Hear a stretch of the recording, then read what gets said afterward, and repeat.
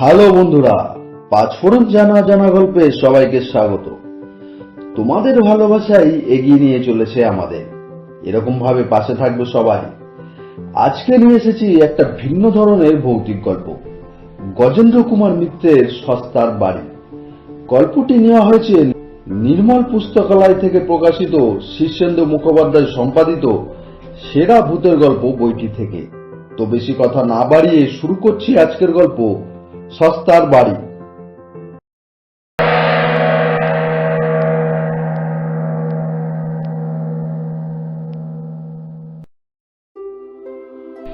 বাড়ি খুঁজে খুঁজে হয়রান, শুধু হয়রানি নয়, উদ্ভ্রান্ত।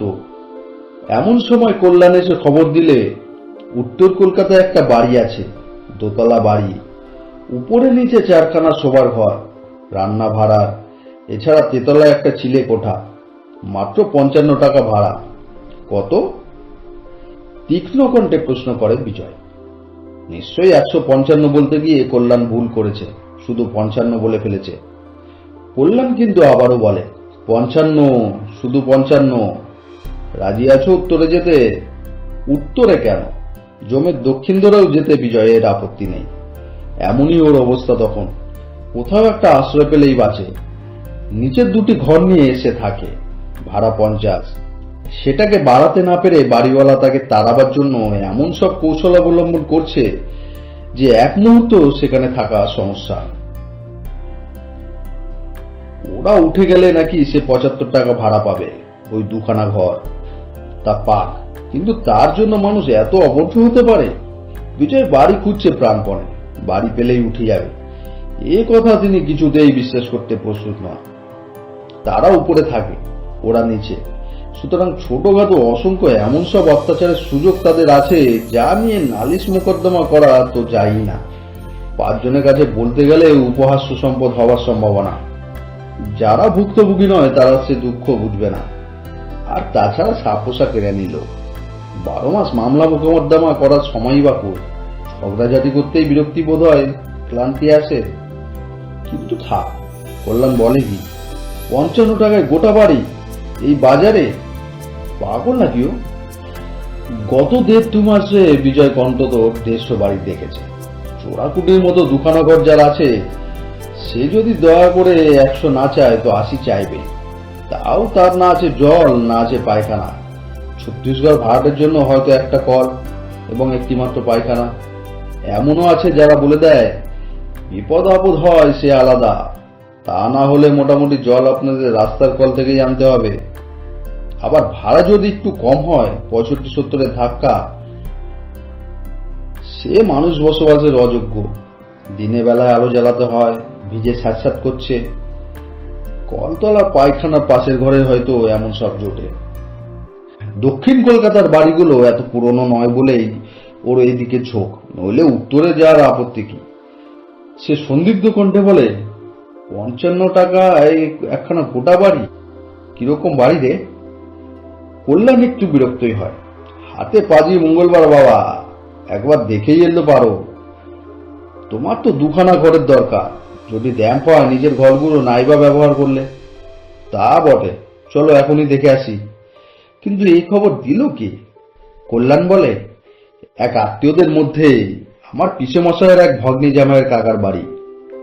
কল্যাণের আত্মীয়তাবোধের সঙ্গে বিজয়ের বহুদিনের পরিচয়। সে আর বৃথা বাক্য ব্যয় করলে না, শুধু গম্ভীরভাবে বললে, তাহলে তো আপনা আপনির মধ্যেই জানাশোনা, চলো বেরিয়ে পড়ি। কিন্তু বাড়ি দেখে আরো অবাক হলো বিজয়। শ্যামবাজারের মধ্যেই, খুব পুরনো নয়, নিচের ঘরগুলোতেও বসবাস করা যায় স্বাচ্ছন্দ্যে। জল কল সবই সুবিধে, দিব্যি বাড়ি। বিজয় দেখে শুনে অবিশ্বাসের সুরে বললে, তুই নিশ্চয় ভুল শুনেছিস কল্যাণ, এই বাড়ি শুধু 55 হতে পারে না। হয় ভুল শুনেছিস, নয়তো ঠাট্টা করছে তোর কাকা।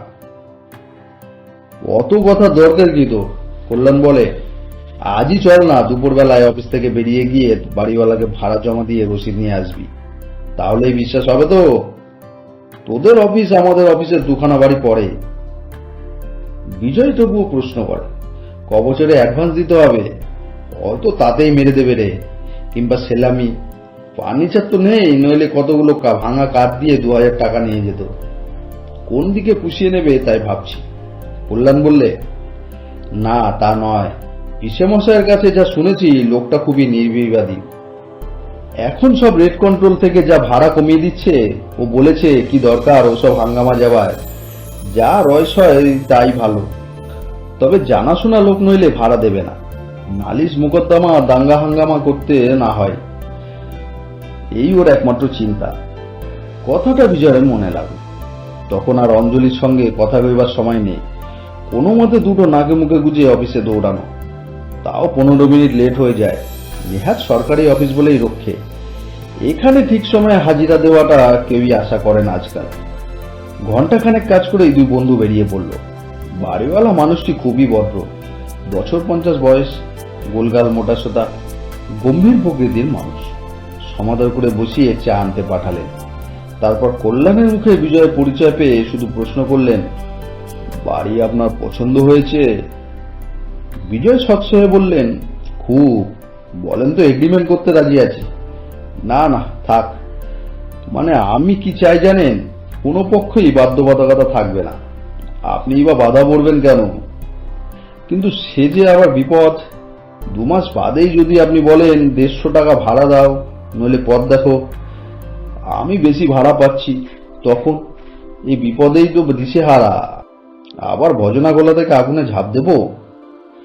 না না, সেসব কোনো ভয় নেই, আমি জেন্টলম্যান ওয়ার্ড দিচ্ছি। বলেন তো আমার তরফ থেকে আমি একটা লিখে দিচ্ছি যে 1 বছরের মধ্যে ভাড়া বাড়াবো না। তারপরও বাড়ালে আর কত বাড়াবো বলুন? 55 টাকা তো 100 হতে পারে না। সে ভালো কথা, এখন তাহলে আমাদের কি করতে হবে? বাড়িওয়ালা নীরবে কিছুক্ষণ পেপার ওয়েটটা নিয়ে নাড়াচাড়া করে বললে, ভালো হয় যদি 2 মাসের ভাড়া জমা রাখেন, এছাড়া প্রতি মাসে ভাড়া আগাম দিতে হবে। এই জমাটা 2 মাস থাকার পরে 10 টাকা করে কাটা যাবে। আর যদি তার আগেই উঠে যান বা ভাড়া ঠিক মতো না দেন, তো টাকাটা বাজেয়াপ্ত হবে। আমি দেখুন স্পষ্ট কথার মানুষ, আমার অপরাধ নেবেন না। না না ঠিক আছে, এত ভদ্রতা আমি আশাই করিনি। বিজয় পকেট থেকে চেক বই বার করে তখনই 165 টাকা চেক দিয়ে রসিদ নেয়। তারপর চা খেতে খেতে বলে, তাহলে বাড়ি কবে পাচ্ছি আমি? আজই পেতে পারেন। শেষ ভাড়াটে চলে যাওয়ার পর চুনকাম করে দিয়েছি, আবার যদি দরকার হয় তো করিয়ে নিতে পারেন, আমি খরচ দিতে পারি। আমার পক্ষে করে দেওয়া শক্ত। কতদিন আগে গেছেন তারা? বিজয় কতকটা অন্যমনস্কভাবে প্রশ্ন করে, তা 6 মাস হবে বোধহয়। এতদিন বাড়ি খালি আছে?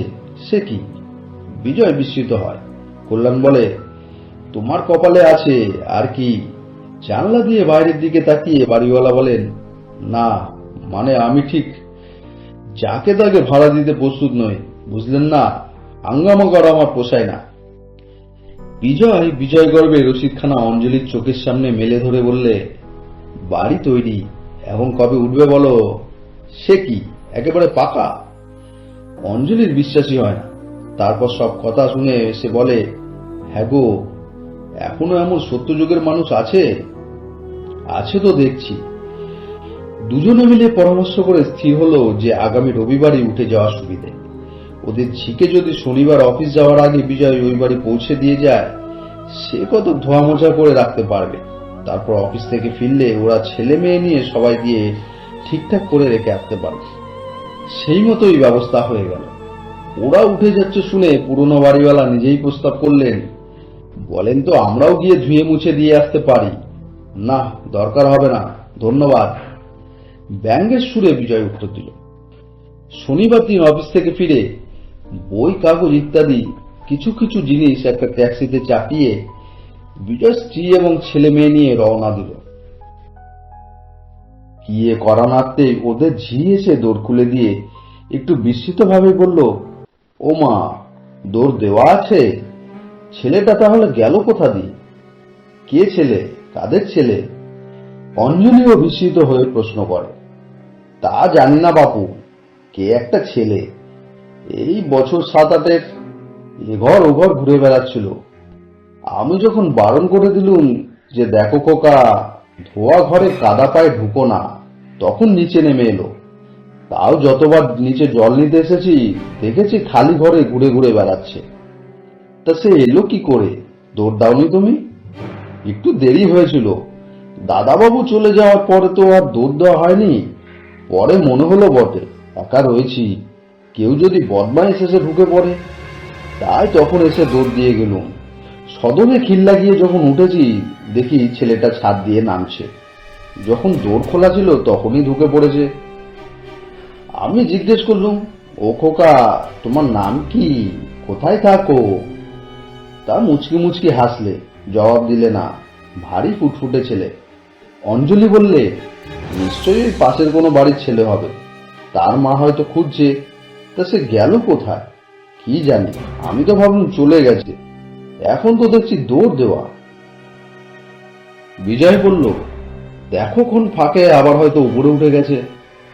অঞ্জলি বললে, দেখো তো তোর মা থাকে তো ওকে বাড়ি পাঠিয়ে দাও, কার ছেলে সে হয়তো কেঁদে কেঁদে খুন হচ্ছে। ঝি দোতলা তেতলা সব খুঁজে এসে বললে, কই বৌদি, কোথাও তো নেই, গেল কোথা দিয়ে? বিজয় বললে, হয়তো ছাদ দিয়ে রাস্তা টাস্তা আছে, তাহলে তো বিপদ। এতটুকু ছেলেই যদি আসতে পারে তাহলে তো অন্য লোকও সহজেই পারবে। কিন্তু ছাদে উঠে দেখা গেল যে ছোট ছেলে কেন, খুব জোয়ান ছেলেও কেউ আসবে এমন সম্ভাবনা নেই। এদিকে গলির ওপরে 3 দিকে উঁচু উঁচু বাড়ি, আসা যাওয়ার পথ নেই। তখন সকলেই মুখ চাওয়াচাই করল। অঞ্জলি বললে, নিশ্চয় কোথায় ঘাপটি মেরেছিল, এখন আবার আমরা যখন উপরে খুঁজছি তখন পালিয়েছে। তা অবশ্য হতে পারে, সদরের দূর কপাট ভেজানোই ছিল।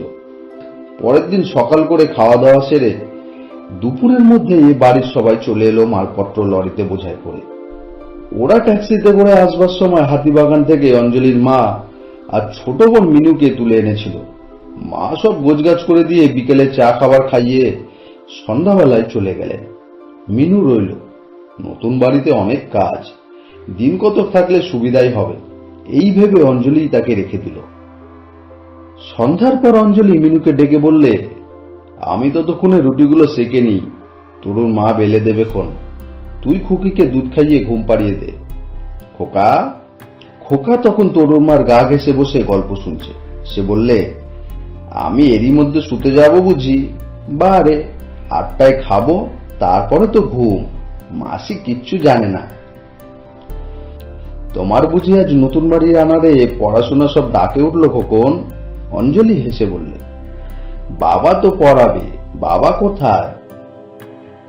কি সব খুচরো জিনিস কিনতে বিজয় বাজারে গেছিল। মিনু খুকির দুধ গরম করে নিয়ে তাকে কোলে করে উপরে চলে গেল। দুধ খাইয়ে আলো নিভিয়ে দিয়ে সে বিছানায় বসে খুকিকে ঘুম পাড়াতে শুরু করেছে।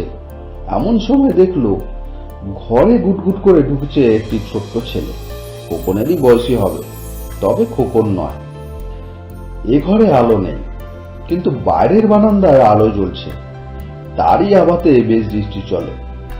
ছেলেটি একেবারে ওর কাছে এসে দাঁড়ালো, 2 হাতে বেশ করে ছড়িয়ে খাটের কোণটা ধরে হাসি হাসি মুখে চেয়ে রইল মিনুর মুখের দিকে। মিনু যখন খুকিকে কোলে শুইয়ে প্রাণপণে চাপড়াচ্ছে আর গুনগুন করে গান গাইছে, কাজে ছেলেটিকে কিছু জিজ্ঞাসাবাদ করতে পারল না।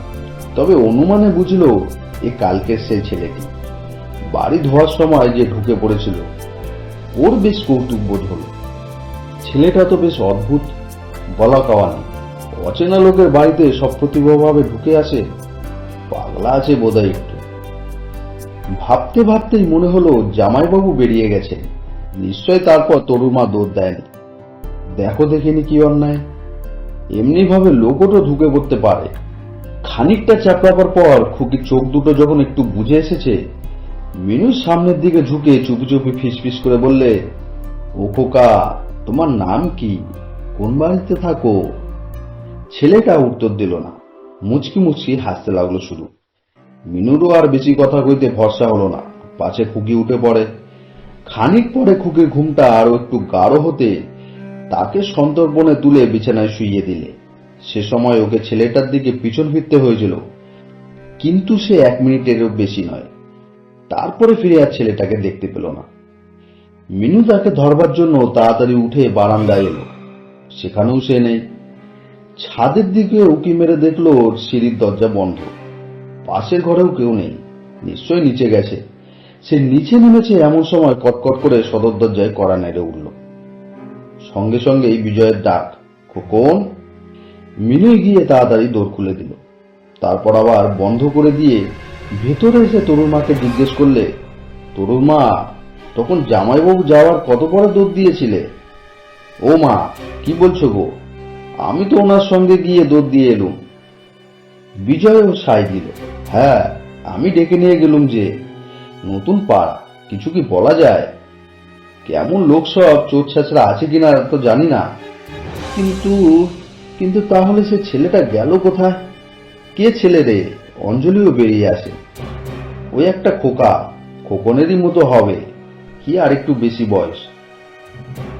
খুকিকে যতক্ষণ ঘুম পাড়ালুম সমস্তক্ষণ আমার কাছে এসে দাঁড়িয়ে রইল। তারপর যেমন পেছনে ফিরে খুকিকে শোয়াতে গেছি, কোথায় যে পালিয়ে গেল। ওকেই বোধহয় তরুর মা দেখেছিল সেদিন। অঞ্জলি একটু চিন্তিত মুখে বললে, গেলই বা কোথায়?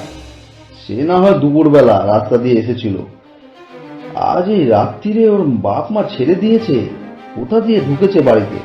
সত্যি এটা দেখা দরকার। ওরা এদিক ওদিক দেখলো, খাটের নিচে, সিঁড়ির কোণ, বাথরুম, উপরে ছাদ পর্যন্ত, কোথাও তার চিহ্ন পর্যন্ত নেই। এবার বিজয় একটু চিন্তিত হলো। তাই তো, সদর দর বন্ধ, বাড়ি থেকে বেরোবার আর কোনো রাস্তা নেই, গেল কোথায়? খানিকক্ষণ সবাই চুপ করে থাকার পর তরুর মা সবাই বললে, হ্যাঁ বাবু, ভূত টুত নয় তো? রাম রাম। ধুর ধুর, চুপ করো। তাকে ধমকে দিয়ে ওঠে অঞ্জলি, এইটুকু ছেলে ভূত শুনেছিস কোথাও? তা তো বটে বাবু, স্বীকার করে তরুর মা, শুনিনি তো কখনো খোকা ভূতের কথা। সেদিনের মতো সে প্রসঙ্গ চাপা পড়ে গেলেও অঞ্জলির গাটা ছমছম করতে লাগলো। আগে কথা ছিল যে বড় ঘরে অঞ্জলি ছেলে মেয়ে এবং বোনকে নিয়ে শোবে, বিজয় থাকবে পাশের ঘরে, ঝি শোবে নিচে। কিন্তু তরুর মার মুখের চেহারা দেখে তাকেই পাশের ঘরে ব্যবস্থা করা হলো, বিজয় বড় ঘরের মেঝেতে। কিন্তু এরপর দুদিন কাটলো নিরুপদ্রবে। বিজয় খেপাতে শুরু করলে মিনুকে, এটা তোমার অলস মস্তিষ্কের কল্পনা মিনাবতী। তরুর মা যেমন দিন দুপুরে ভূত দেখে, তুমি আবার সেই কথা শুনে ভাবলে বুঝি তুমিও দেখেছো। ওটা ইনফ্লুয়েন্স করলে আর কি তোমাকে। আপনার যেমন কথা। মিনু ঝংকার দিয়ে ওঠে, সন্ধ্যাবেলা বুঝি স্বপ্ন দেখে কেউ? স্বপ্ন নয়, কল্পনা। তুমুল কৃত্রিম কলহ জমে ওঠে শালী ভগ্নিপতির মধ্যে। বুধবার দিন কিন্তু আবার দেখা গেল তাকে। এবার দেখলেন খোদ কর্তায়। কি একটা উপলক্ষে অফিস সেদিন বন্ধ ছিল। টানা একটা দিবানিদ্রা দিয়ে বেলা 4টে নাগাদ বিজয় ছাদে উঠে পায়চারি করছিল। খোকন তার মামার বাড়ি গেছে সকালে, খুকি তখনও ঘুমোচ্ছে। মিনু, অঞ্জলি, তরুর মা নিচে রান্নাঘরে চায়ের জল চাপিয়ে দুই বোনে বসে গল্প করছে। তরুর মা কলতলায় বাসন মাজছে। সমস্ত দোতলাটা নির্জন ও নিস্তব্ধ। ছাদের একটা কোণ থেকে নিচের ঘরের বড় বিছানাটা দেখা যায়। পায়চারি করতে করতে হঠাৎ সে কোণে এসে থমকে দাঁড়িয়ে যায় বিজয়। ঠিক সেদিকে চায়নি সে। চোখের পাশের দৃষ্টির যে আবছা থাকে একটা, তাতেই মনে হয় যেন ঘরে নড়ছে কি একটা নিয়মিত ভাবে। তখন ভালো করে তাকিয়ে দেখল সে, একটা 7 বছরের ছেলে খাটের পাশে দাঁড়িয়ে দাঁড়িয়ে ঘুমন্ত খুকিকে হাওয়া করছে। দিব্যি ফুটফুটে ছেলে, পরনে হাফ প্যান্ট, খালি গা। এক দৃষ্টি চেয়ে আছে সে খুকির দিকে। চোখের দৃষ্টিতে অগ্রজের স্নেহ, অথচ সকৌতুক ভাবটি ফুটে উঠেছে। ভালো করে তখনও এর পরিপূর্ণ অর্থটা মাথায় যায়নি। বিজয় কয়েক মুহূর্ত মুগ্ধ দৃষ্টিতে তাকিয়ে রইল। তারপরেই সব ইতিহাসটা মনে পড়ায় ছেলেটিকে অতর্কিতে গিয়ে ধরবে বলে পা টিপে টিপে যতদূর সম্ভব দ্রুত গতিতে নেমে এলো। নিচে নামতে বড় জোর 2 মিনিট গেছে সব শুদ্ধ, কিন্তু কই, সে তো নেই। খুকি যেমন ঘুমোচ্ছিল তেমনি ঘুমোচ্ছে। তবে কি সেও স্বপ্ন দেখেছিল, কিংবা কল্পনা? মিনুকে যা বলেছে তারও তাই। কিন্তু না, ওই তো পাখাখানা পড়ে আছে। ওটা সাধারণত দেওয়ালের গায়ে পেরেকে আটকানো থাকে। তাহলে ছেলেটা গেল কোথায়? খাটের নিচে উকি মেরে দেখলো বিজয়, পাশের ঘরে, ওপরের ছোট বাথরুমটা, কোথাও তো নেই। আবার ছাদে উঠল, যদি অন্য কোনো দিক থেকে উঠে থাকে তার অলক্ষ্যে। না, তাও তো নয়। তোর বন্ধ করে নেমে এসে দোতলায় আবার ভালো করে দেখলো, তারপর একতলায় নেমে সিঁড়িতে এলো। রান্নাঘরে ওরা বসে কাপে চা ঢালছে। তরুর মা বাসন ধুয়ে জমা করে রেখেছে চৌবাচ্চার পাড়ে। পাশের ঘর দুটোরই কপাটের শিকল তোলা, সদর দরজা বন্ধ। হ্যাঁ গো, ওকে দেখেছো কেউ? কে গো? ওর গলার আওয়াজে বিবর্ণ হয়ে অঞ্জলি বেরিয়ে আসে। মিনুর হাত কেঁপে খানিকটা চা মাটিতে পড়ে যায়। সংক্ষেপে বিজয় সব কথা খুলে বলে। অঞ্জলি সবটা ভালো করে শোনবার আগেই ছুটে গিয়ে খুকিকে বুকে তুলে নেয়। তারপর সবাই মিলে বাড়িটা তন্ন তন্ন করে খুঁজল, কিন্তু কোথাও তার চিহ্ন মাত্র নেই। তরুণ মা তখন ঠকঠক করে কাঁপছে, ওর গলায় কান্নার সুর। কি হবে বাবু, আমি আর ওপরে যেতে পারবো নি। অঞ্জলি তাকে ধমক দিয়ে ওঠে, কেন, কি হয়েছে কি? এই তো 3 দিন এসেছিস, সে তোদের ভয় দেখিয়েছে না কোনো অনিষ্ট করেছে? তরুণ মা তখন যেন একটু প্রকৃতিস্থ হলো। তা বটে বাবু, তা ঠিক কথা, কই ভয়টা তো কাউকে দেখায়নি। অঞ্জলি বিজয়কে বললে, এই জন্যই বোধহয় বাড়িওয়ালার এত সাধুতা, তাই ভাড়া এত কম। তুমি এক কাজ করো, পাড়ার 2-1 জনের সঙ্গে দেখা করো, জানো ভালো করে ব্যাপারটা কি। বিজয়ের কথাটা মনে লাগলো। ছুটিটা পায়ে গলিয়ে এসে তখনই বেরিয়ে পড়লো রাস্তায়। পাশে থাকেন এক রিটায়ার্ড সাব জজ। তিনি তখন বাইরের রকে বসে সকালের খবরের কাগজটা পড়ছেন। বিজয় নমস্কার করে পাশে গিয়ে বসতে তিনি মুখ না তুলেই বললেন, দেখা দিয়েছে বুঝি? ভালো রকম বুঝতে না পেরে বিজয় বললে, আগে। কাগজখানা নামিয়ে রেখে এবার ওর দিকে চাইলেন ভালো করে সাব জজ বাবু। বলছি, সেই ছেলেটাকে দেখেছেন তো? তাই তো এসেছেন। সাধারণত এত দেরি হয় না, বাড়িতে আসার পরদিনই ছুটে আসে সবাই। একটু হাসলেন তিনি, বিদ্রুপ ও করুণা মাখানো হাসি। বিজয় বললে, দেখেছি আমরা আসার আগেই, তবে আপনার কাছে খবরটা নিয়ে আসবার ঠিক অবসর পায়নি। ইচ্ছা করে একটু খোঁচা দেয় বিজয়। ও, দেখেছেন আগেই? আপনাদের সাহস আছে তো, একটু ক্ষুণ্ণই হয় বদলোক। মজা এই, আপনারা একবারও ভেবে দেখেন না যে চারিদিকে যখন বাড়ির আকার, তখন এত সস্তার বাড়ি দেয় সে কি করে? আগে কেউ আসে না আমাদের কাছে, তখন মনেই পড়ে না পাড়ায় এতগুলো লোক আছে। আসেন ঠকে খা খেয়ে, ভয়ে ফ্যাকাশে হয়ে ছুটতে ছুটতে। কত তো দেখলুম, 3 দিনও কেউ থাকতে পারে না, আবার সেই পুরনো আস্তানাতেই ভাড়া বেশি দিয়ে ছুটে যেতে হয়। ক্লান্ত হয়েই যেন থামেন তিনি। বিজয় মনে মনে ততক্ষণে অসহিষ্ণু হয়ে উঠেছে। সে সেটাকে গোপন না করেই বললে, কিন্তু আসল ব্যাপারটা কি? ভূত? আবার কি ভূত? হ্যাঁ মশাই, ভূত। তবে বলি শুনুন। এই বলে তিনি কাহিনীটা খুলে বললেন। বছর 5 আগে এক ভদ্রলোক এই ঘরটি ভাড়া নেন। আগে খুব বড় জমিদার ছিলেন তিনি। নানান বদখেয়ালিতে যথাসর্বস্ব উড়িয়ে দিয়ে প্রায় নিঃস্ব হয়ে পড়েছিলেন তিনি। এখানে আসার পরই তার স্ত্রী কি ভারী ব্যারাম হয়, ডাক্তার ফাক্তার ডাকেননি, ভুগে ভুগে তিনি মারা গেলেন। নিয়ে দিয়ে রইল ওই ছেলে। দিন কত ঝি রেখেছিলেন, সেই রেঁধে দিত, অন্য কাজও করত, কিন্তু সে মাইনে পায় না, কতদিন থাকবে? তাছাড়া রান্না খাওয়ারও জিনিস থাকতো না অর্ধেক দিন। তখন কর্তা নিজেই একবেলা রান্না ধরলেন। বিকেলের জন্য কোনোদিন সেই ভাতি থাকতো, কোনোদিন বা মানে যেদিন পয়সা করে জুটতো সেদিন হোটেল থেকে রুটি মাংস কিনে আনতো। প্রায় মদে বুঁদ হয়ে ফিরতেন। ছেলেটাকে ঠাঙাতেন বেদম, আবার নেশা ছুটে গেলে খুব আদরও করতেন। 6টার হয়ে মেরে গিয়েছিলেন। ওই এক ছেলে, শিবরাত্রির চলতে। উপার্জনের মধ্যে ছিল শুনেছি জুয়া খেলা। যেদিন কিছু মিলত সেদিনই মদের মাত্রা বেশি, যেদিন হেরে যেতেন সেদিন চুপচাপ। ছোট ছেলে, একাই থাকতো বাড়িতে। উনি দৌড়ে চাবি লাগিয়ে বেরিয়ে যেতেন। আমাদের সঙ্গে কোনোদিন আলাপ পর্যন্ত করেননি। তবু আমি একদিন মশাই উপযাচক হয়ে বললুম, আমাদের কাছে রেখে যান না কেন ছেলেটাকে, সারাদিন তবু খেলাধুলো করতে পারে। আমার একপাল নাতি নাতি রয়েছে। ও হরি, মুখের উপর বললে কিনা ধন্যবাদ, দরকার নেই কিছু, যত সব বদ ছেলে আপনার বাড়ির, অত মিশলে ছেলে বিগড়ে যাবে। সেই থেকে আর কথা কইনি ওর সঙ্গে, ঘৃণা হতো। অত অভদ্র ছোট লোককে কি বলবো, ও ছাগল, ও যেদিকে পারে কাটুক। তারপর একদিন দেখি দিনেও তালা ঝুলছে। পরপর 3 দিন এমনি গেল। মনে করলুম বাড়িওয়ালা খুব তাগাদা করছে, তাই সরে পড়েছে কোথাও বাপ বেটায়। দিন রাত্রি তো পাওনাদাররা আসতো। একদিন বাড়িওয়ালাও এলেন, বললেন জানেন কিছু খবর?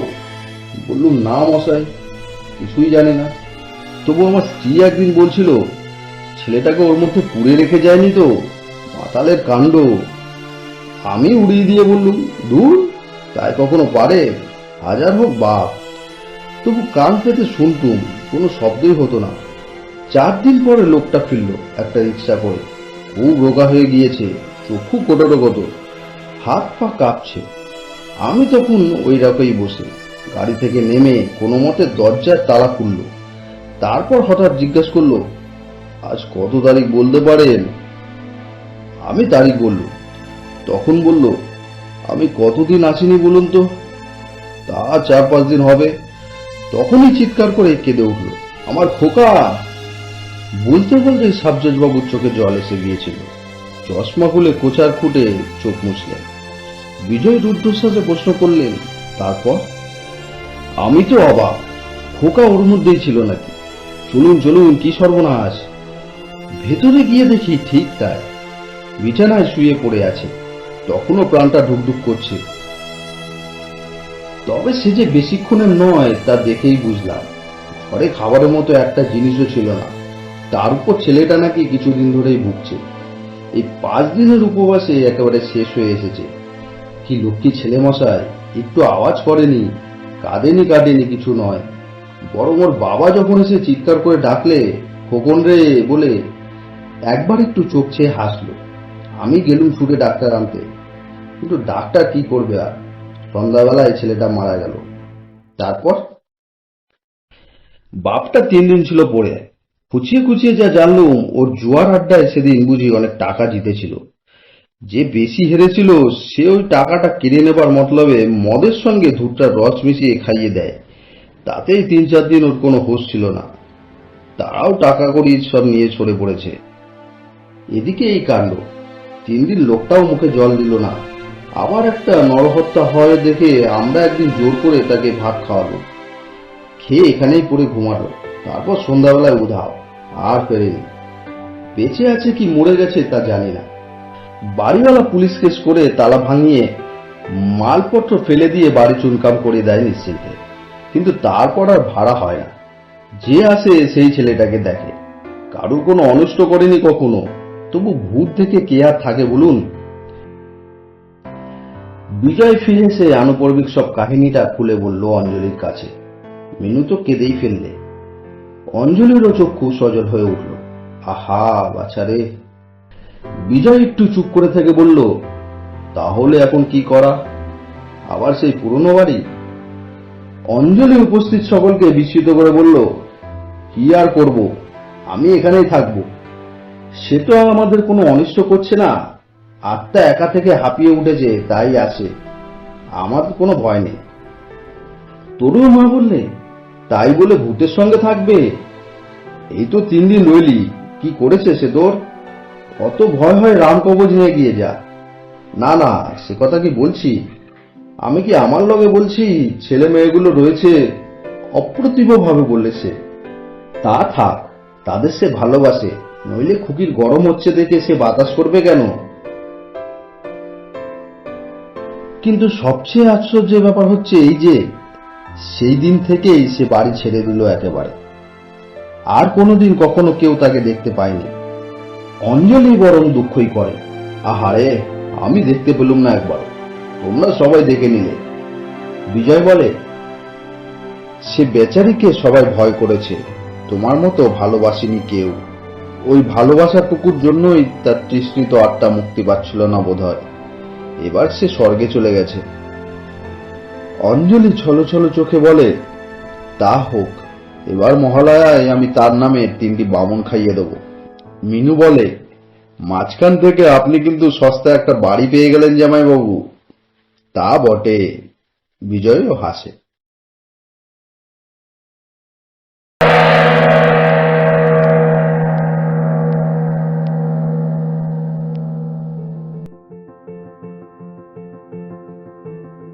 তো বন্ধুরা, কেমন লাগলো তোমাদের আজকের গল্প?